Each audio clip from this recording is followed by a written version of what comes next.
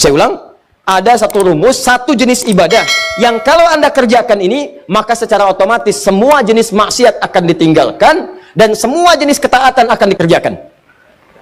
Ibadah itu namanya puasa. Pernah dengar hadis ini? Inna fil jannati baban yuqalu Rajab. Di surga itu ada satu pintu, satu sungai. Nama sungainya Sungai Rajab. Siapa yang bisa puasa sehari di bulan Rajab, maka dia akan mendapatkan kenikmatan surga di situ dengan air minum dari Sungai Rajab. Pernah dengar? Nah, itu hadisnya pun hadis palsu. Saking palsunya, teman-teman, di kitab-kitab yang primer pun tidak ditemukan. Makanya disebutkan di hadis Muslim, nomor hadis 1960, riwayat Sayyidah Aisyah, dikuatkan oleh keterangan Ibnu Abbas radhiyallahu taala anhuma, Nabi itu teman-teman sekalian, ya sering meningkatkan puasa di bulan-bulan hurum, bulan hurum, termasuk bulan Rajab. Tapi kalau ada kemudian yang menyampaikan kepada Anda, kalau Anda puasa di bulan Rajab akan mendapatkan pahala sekian. Puasa di bulan Rajab mendapatkan surga, nanti di surganya ada sungai namanya Sungai Rajab, ya kan? Puasa sehari di bulan Rajab, maka Anda akan diampuni semua dosa, dibebaskan dari neraka. Kalau sudah bebas dari neraka, ngapain puasa Ramadan? Mengerjakan kebaikan, meninggalkan maksiat karena Allah disebut amal soleh. Amal soleh punya pahala disebut dengan hasanah. Hasanah punya poin setiap satunya 10. Dalil Quran surah ke-6 ayat 160. Man jaa bil hasanati falahu asyru amthaliha. Siapa yang bisa mengerjakan perbuatan punya nilai hasanah, amal soleh punya nilai hasanah, maka setiap hasanah punya poin 10. Poin itu dibawa ke akhirat. Jarak antara satu keduanya 500 tahun, dua ketiga 500 tahun, tiga keempat 500 tahun. Jadi jangan kira hitungan 1 sampai 10 itu hitungan 1, 2, 3 sampai 10, bukan. Banyak pahalanya. Maka kalau ada orang misalnya sholat tadi ya, orang misalnya puasa, orang misalnya baca Al-Quran, hari-hari biasa, maka setiap satunya patuh pekerjaannya 10 nilainya. Sama, Anda menghindari maksiat, di kampus tidak bermaksiat, ya, diajak nyontek, Anda tolak, ya, maaf misalnya, LKS dan sebagainya, Anda tolak, tinggalkan hal yang tidak baik, Anda tolak, itu dapat poin pahala. Anda di kantor, ada yang ngajak korupsi, ngajak nyogok, ngajak macam-macam, tinggalkan, dapat nilai kebaikan, 10 poinnya. Tapi ingat baik-baik, begitu Anda mengerjakan keburukan, sholat tidak dikerjakan, maksiat malah dilakukan, maka rumusnya begitu satu dikerjakan, 1 nilai dosanya. Tapi 1 itu jangan dianggap ringan, karena 1 itu akan mengambil pahala yang telah Anda dapatkan sebelumnya. Misal, maaf sekali ya, ada orang sholat, begitu selesai sholat membicarakan orang lain, nggak tanggung-tanggung imam yang dibicarakan. Tuh imam kenapa sih bacanya tadi begitu? Iya ya, jelek banget ya, beda dari sebelumnya. Padahal Anda aja nggak mampu jadi imam. Nah, begitu Anda bicarakan demikian, itu pahala Anda ditransfer langsung ke imam tadi. Awas, hati-hati. Mereka kenapa? Bicara yang nggak baik, itu nggak boleh, itu dosa. Untung saya nggak seperti mereka. Mereka itu memang kurang bagus ya. Itu pindah lagi situ. Jadi begitu itu kalimat disampaikan, pahala sholat itu seketika pindah kepada yang dibicarakan. Seketika. Itu langsung dipindahkan. Bukan cuma 1, 2 lagi, semua pahala yang didapatkan pindah ke orang tadi. Awas, hati-hati, jangan dikira mudah. Nanti di akhirat timbangannya itu akan begini, semua pahala dikurangin dosa. Ya, kadang nggak sadar tuh ada dosa mata, dosa telinga, dosa lisan sampai ke ujung kaki, kadang nggak sadar. Jadi ini makanya ada yang menyebut Rajab itu bulan introspeksi. Ya, bulan introspeksi, bulan muhasabah. Silahkan evaluasi diri. Ada waktu kita untuk menilai. Coba tolong ya teman-teman, coba dicek dulu. Cita-cita mau kemana di akhirat nanti? Surga. Surganya apa? Firdaus. Mau bersama Nabi? Yang pengen semua itu boleh angkat tangan. Tuh, iya. Terserah mau angkatnya gimana, mau begini. Pokoknya saya bicara surga, nggak bicara yang lain. Bebas. Nah, nih, Anda pengen ke surga Firdaus, ingin berjumpa dengan Nabi Sallallahu Alaihi Wasallam. Pertanyaannya, bekal apa yang sudah Anda siapkan sampai hari ini? Untuk ke surga itu kan bekalnya pahala, amal soleh. Buka Quran surah kedua ayat 25. Quran surah kedua ayat 25, paling kanan sebelah atas di mushaf. وَبَشِّرِ الَّذِينَ آمَنُوا wa 'amilus shalihat anna lahum jannatin tajri min tahtihal. Berikan kabar gembira pada orang-orang beriman dan beramal soleh, kami telah siapkan surga untuk mereka. Jadi ke surga itu bekalnya pahala amal soleh. Sedangkan maaf sekali, dosa akan menjerumuskan seseorang kepada neraka. Neraka itu nggak ada bekal lain kecuali dosa. Sudah, Quran surah keempat ayat 56 paling kanan sebelah atas. Innal ladzina kafaru bi ayatina sawfa nuslihim nara. Orang-orang yang ngumpulin dosa saat di dunia, ingkar terhadap perintah kami, disuruh kerjakan gak mau, disuruh ninggalkan malah dilakukan. Orang-orang yang begitu kasih kabar kepada mereka, kami akan celupkan mereka ke neraka. Jadi kalau orang banyak dosanya udah pasti neraka, orang banyak pahalanya pasti surga. Orang setengah-setengah, ini 50, ini 50, tempatnya A'raf, di tempat antara neraka dan surga, Al-A'raf namanya.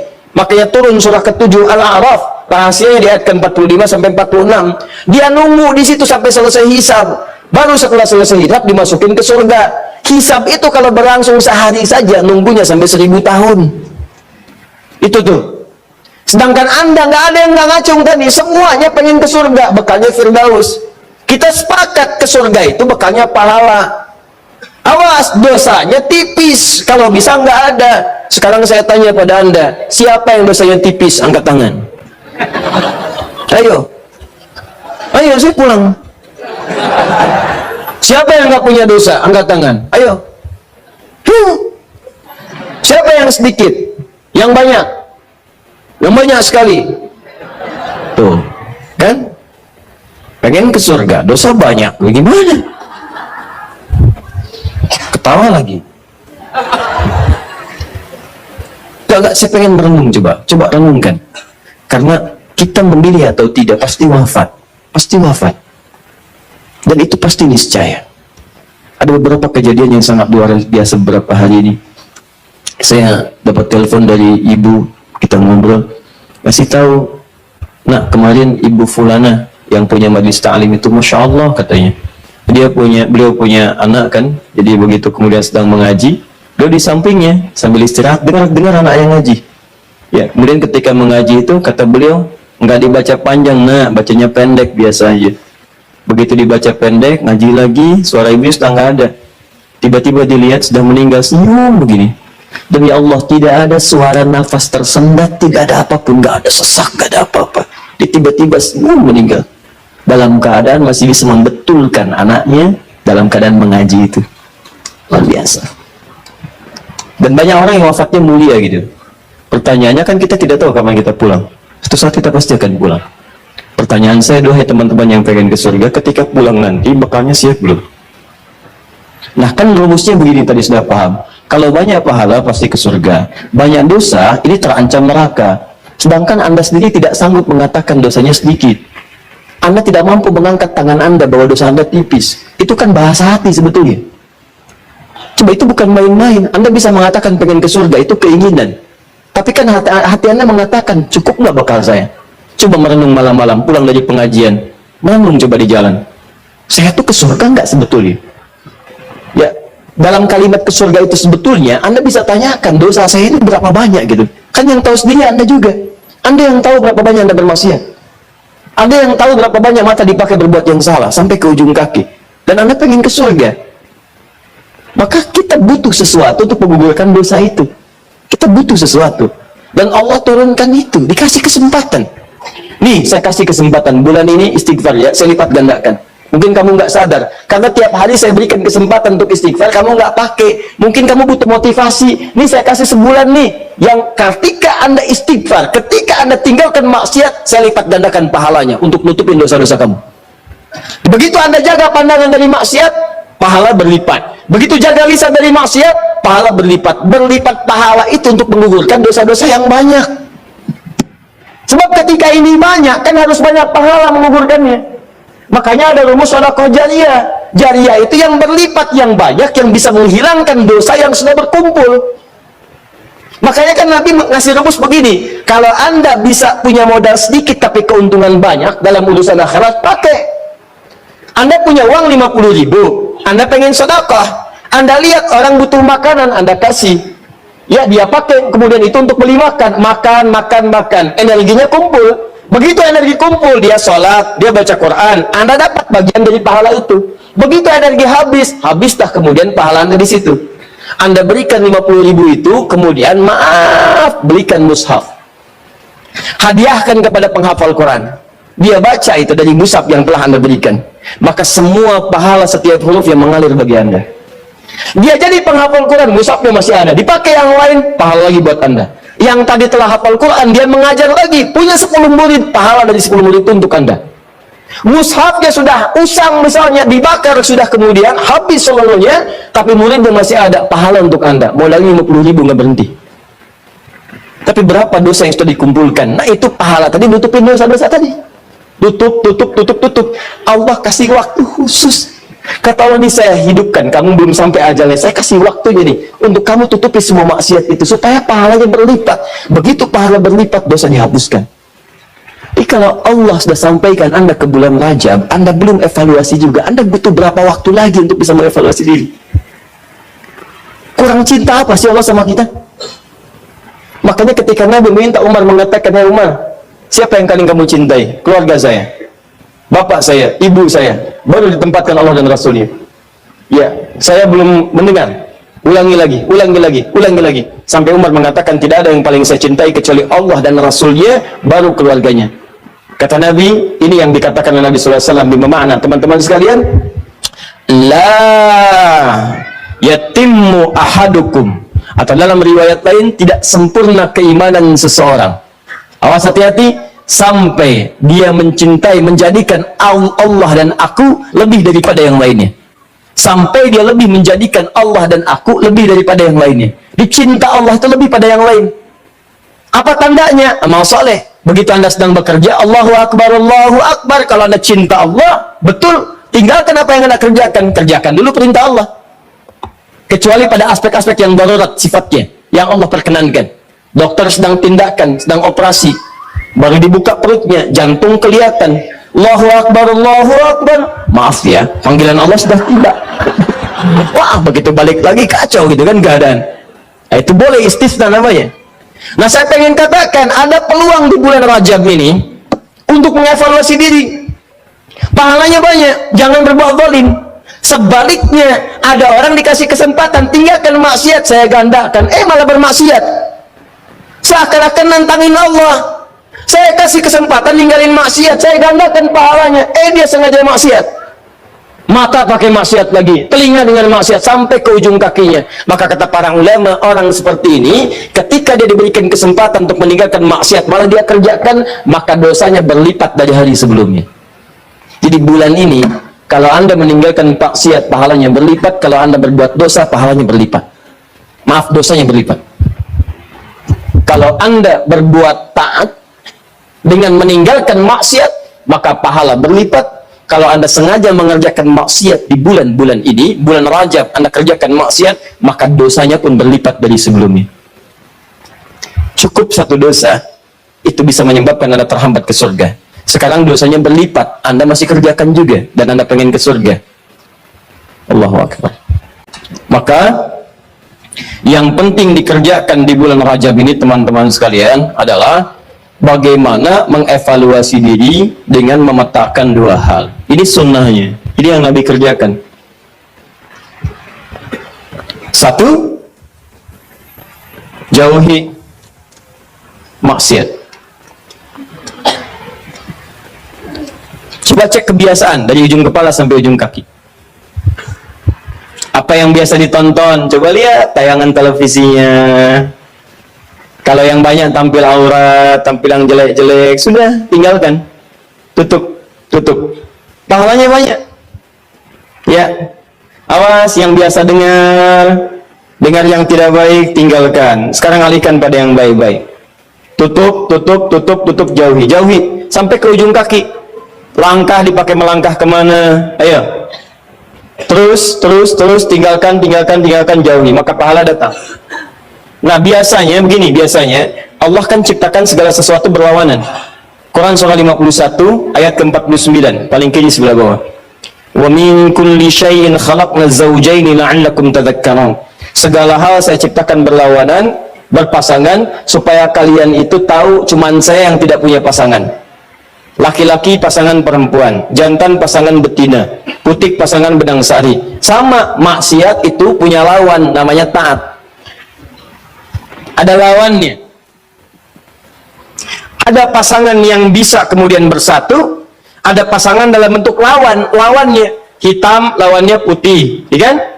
Nah, ini nggak bisa bersatu dua-duanya. Awas, awas, hati-hati. Taat lawannya maksiat. Pasangan yang dimaksudkan lawan, tadad dalam bahasa Arab. Nggak bisa menyatu. Maka biasanya ini akan saling mengalahkan. Kalau yang satu unggul, yang lainnya turun. Yang satu turun, yang lain naik. Demikian kalau orang sudah terbiasa menjauhi maksiat, maksiat tidak ditekan, maka taatnya akan naik. Kalau nggak percaya silahkan.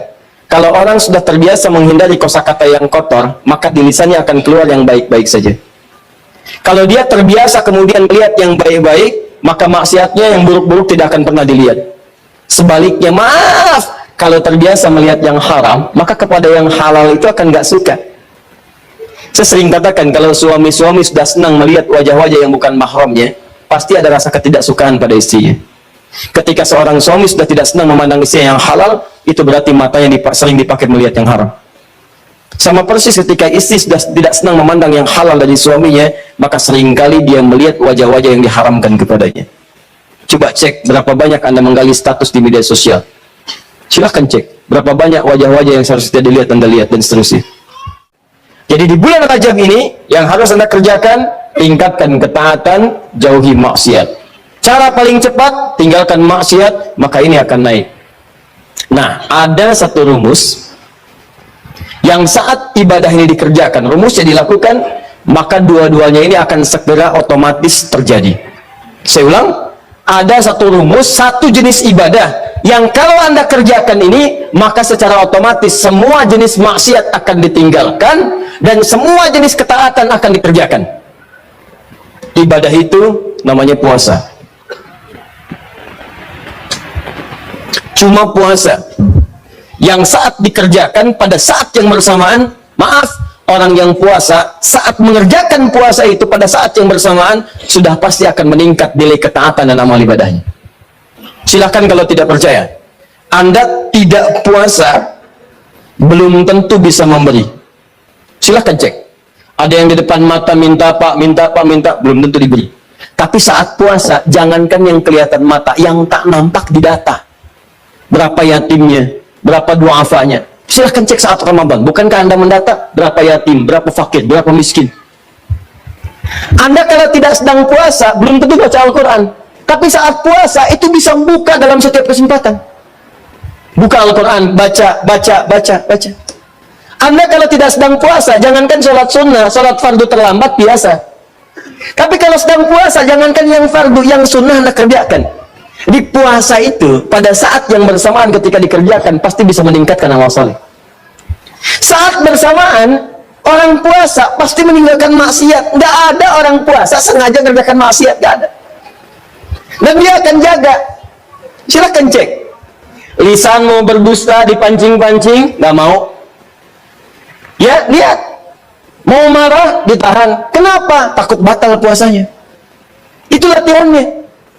Maghrib jam berapa sekarang?